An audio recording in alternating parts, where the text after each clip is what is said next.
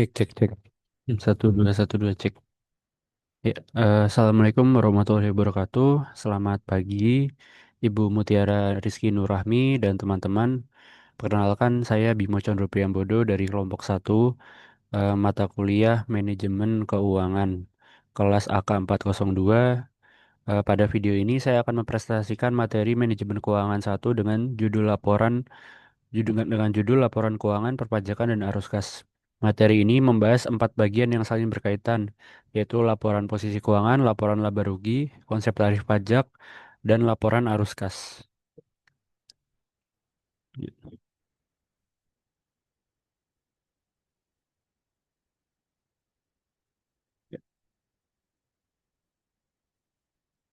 Pada slide ini ditampilkan anggota kelompok 1 yang terdiri dari 11 orang. Karena saya tidak mengikuti pemaparan kelompok secara langsung, saya mempelajari kembali seluruh materi yang telah disusun dan menyampaikannya melalui video presentasi mandiri ini sebagai bentuk tanggung jawab akademik. Kemudian selanjutnya eh, kita mulai. Yang pertama pengertian laporan posisi keuangan. Pertama kita membahas laporan posisi keuangan atau Statement of Financial Position. Laporan ini menyajikan aset, liabilitas, dan ekuitas perusahaan pada suatu tanggal tertentu. Laporan ini juga sering disebut neraca. Fungsinya antara lain memberikan gambaran kesehatan keuangan, mengidentifikasi likuiditas, menilai kondisi pendanaan, membantu pengambilan keputusan, dan memenuhi kewajiban pelaporan. Persamaan dasarnya adalah aset sama dengan liabilitas ditambah ekuitas. Kemudian komponen pada berbagai jenis perusahaan. Secara umum, laporan posisi keuangan terdiri dari aset, liabilitas, dan ekuitas. Aset ini dibagi menjadi aset lancar dan juga tidak lancar. Sedangkan liabilitas dibagi menjadi jangka pendek dan jangka panjang. Pada perusahaan dagang, akun persediaan biasanya menonjol. Pada perusahaan jasa, biasanya pada perusahaan jasa, aset dapat didominasi oleh kas, piutang, dan aset pendukung jasa. Pada perusahaan manufaktur, struktur aset lebih kompleks karena terdapat bahan baku, barang dalam proses, barang jadi, serta aset produksi. Walaupun rincian akun berbeda, persamaan akuntansinya tetap sama. Kemudian contoh bentuk laporan posisi keuangan. Di slide ini memperlihatkan contoh bentuk laporan posisi keuangan perusahaan dagang. Perusahaan dagang, jasa, dan manufaktur. Hal utama yang perlu diperhatikan adalah jumlah aset harus sama dengan jumlah liabilitas dan ekuitas. Perbedaannya terutama terdapat pada jenis akun yang dominan sesuai karakter kegiatan usaha. Contoh ini membantu kita memahami bahwa format dasarnya sama, tetapi isi rinciannya dapat menyesuaikan model bisnis perusahaan. Kemudian, contoh kasus di nilai buku dan nilai pasar. Pada contoh Klingon Corporation, modal kerja modal kerja bersih memiliki nilai buku $400 dan nilai pasar $600. Aset tetap bersih memiliki nilai buku $700 dan nilai pasar $1.000. Utang jangka panjang bernilai $500 baik secara buku maupun pasar. Total aset menurut nilai buku adalah $1.100 sehingga ekuitas bukunya 1.100 dikurangi 500 yaitu sebesar $600. Menurut nilai pasar total aset $1.600 sehingga ekuitas pasarnya $1.100. Di kasus ini menunjukkan bahwa nilai buku dapat berbeda cukup besar dari nilai pasar. Kemudian di sini ada laporan posisi keuangan bagian likuiditas, utang, dan nilai pasar. Ada 3 konsep penting dari laporan posisi keuangan. Yang pertama, likuiditas, yaitu kemudahan aset diubah menjadi kas. Yang kedua, hubungan utang dan likuiditas. Kreditur memiliki klaim lebih dahulu terhadap arus kas. Sedangkan ekuitas merupakan hak residual setelah liabilitas dikurangi dari aset. Penggunaan utang disebut financial leverage. Kemudian yang ketiga, nilai buku dan nilai pasar. Laporan akuntansi banyak menggunakan nilai tercatat, tetapi manajer keuangan juga harus memperhatikan nilai pasar karena keputusan keuangan berhubungan dengan nilai ekonomi dan arus kas masa depan. Kemudian pengertian laporan laba rugi. Selanjutnya adalah laporan laba rugi. Laporan ini merangkum kinerja perusahaan selama suatu periode. Rumus dasarnya adalah pendapatan dikurangi beban sama dengan laba. Komponen utamanya terdiri dari pendapatan, beban, dan laba bersih. Laporan laba rugi digunakan untuk mengetahui apakah perusahaan memperoleh laba atau rugi, memiliki kinerja antar periode, menjadi dasar keputusan manajemen, serta memberikan informasi bagi investor dan kreditur. Kemudian di sini ada contoh laporan laba rugi, yaitu PT Maju Jaya. Diasumsikan PT Maju Jaya menunjukkan penjualan bersih sebesar 500 juta rupiah. Setelah dikurangi beban pokok penjualan, penyusutan bunga dan pajak, diperolehlah laba bersih 200 juta rupiah.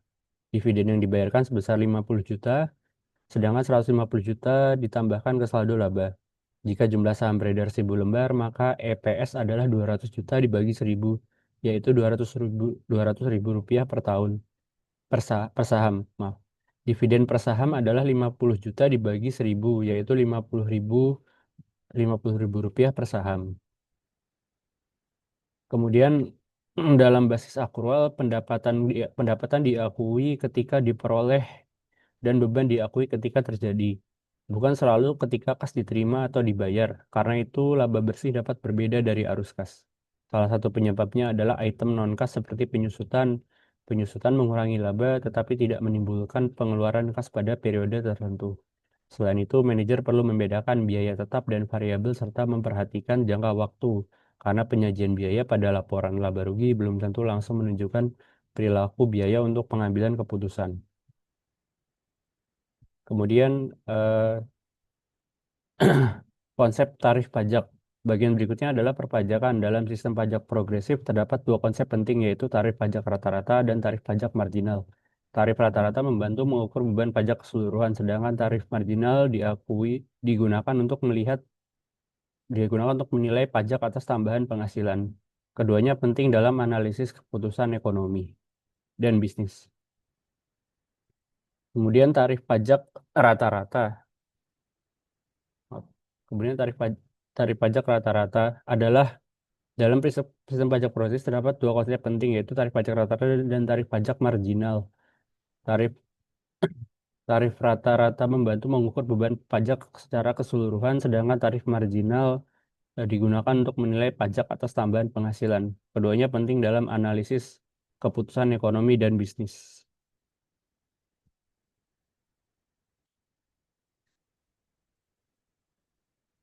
Kemudian tarif pajak rata-rata adalah persentase total pajak yang dibayarkan dibandingkan dengan penghasilan kena pajak. Rumusnya adalah total pajak dibagi pajak penghasilan kena dibagi penghasilan kena pajak kemudian dikalikan 100%.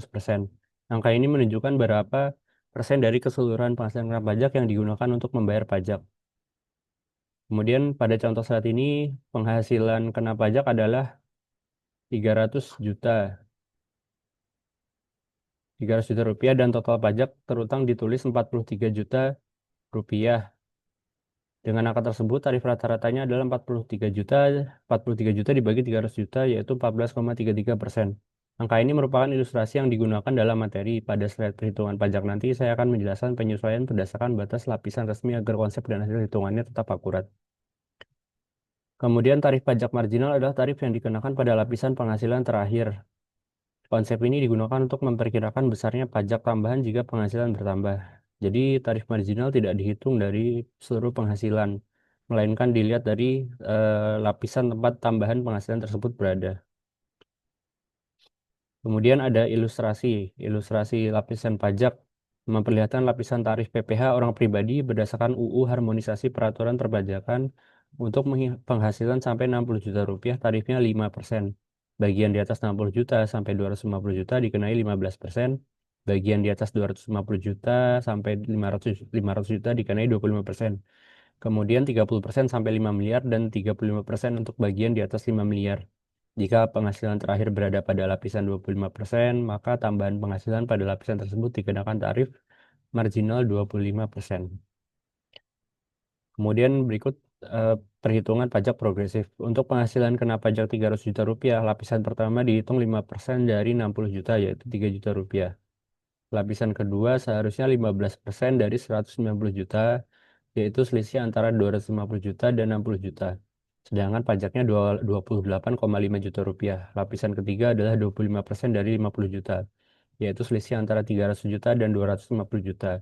Sehingga pajaknya 12,5 juta rupiah Jadi berdasarkan batas lapisan resmi total pajaknya 44 juta rupiah. Slide menggunakan pembagian yang disederhanakan menjadi 60 juta, 200 juta, dan 40 juta sehingga menghasilkan 43 juta rupiah. Koreksi ini penting agar penerapan tarif progresif diterapkan secara tepat.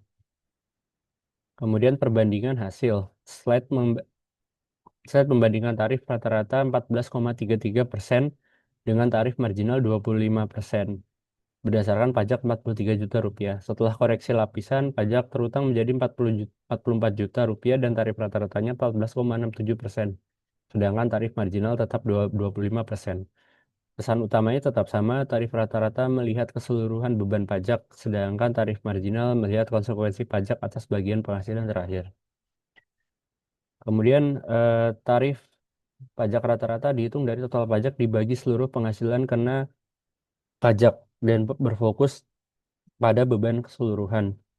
Tarif marginal didasarkan pada lapisan terakhir dan berfokus pada tambahan penghasilan. Dalam pengambilan keputusan, tarif rata-rata berguna untuk evaluasi total beban pajak, sedangkan tarif marginal lebih relevan untuk menilai tambahan pendapatan, biaya, atau investasi.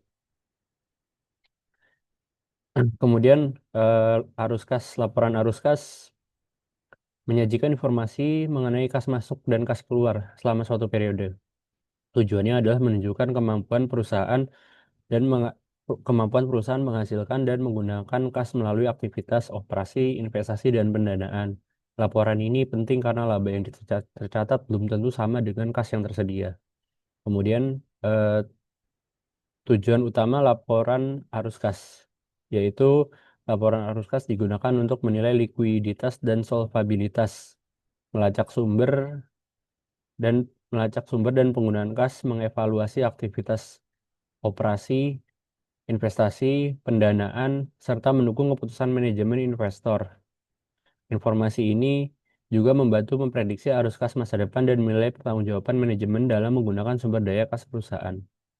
Kemudian komponen laporan arus kas. Arus kas operasi berasal dari kegiatan utama perusahaan, misalnya penerimaan dari pelanggan serta pembayaran kepada pemasok dan karyawan. Arus kas investasi berkaitan dengan pembelian atau penjualan aset tetap dan investasi jangka panjang. Arus kas pendanaan berkaitan dengan utang dan modal, misalnya penerimaan pinjaman, pelunasan utang, penerbitan saham, dan pembayaran dividen.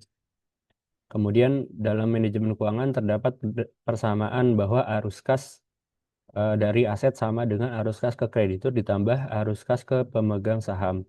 Arus kas dari aset dihitung dari arus kas operasi dikurangi belanja modal bersih dan dikurangi perubahan modal kerja bersih.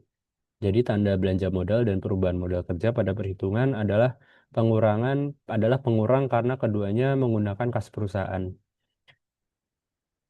Kemudian perhitungan arus kas dari aset. Pada contoh Asia Pasifik Corp, arus kas operasi dihitung dari EBIT 694 ditambah penyusutan 65 dan dikurangi pajak 212 sehingga hasilnya 547 dolar. Belanja modal bersih adalah saldo akhir aset tetap 1.709 dikurangi saldo awal sebesar 1.644 lalu ditambah penyusutan 65 sehingga hasilnya 130 dolar. Kemudian perubahan modal kerja bersih adalah 1.014 dikurangi 684 yaitu 330 dolar.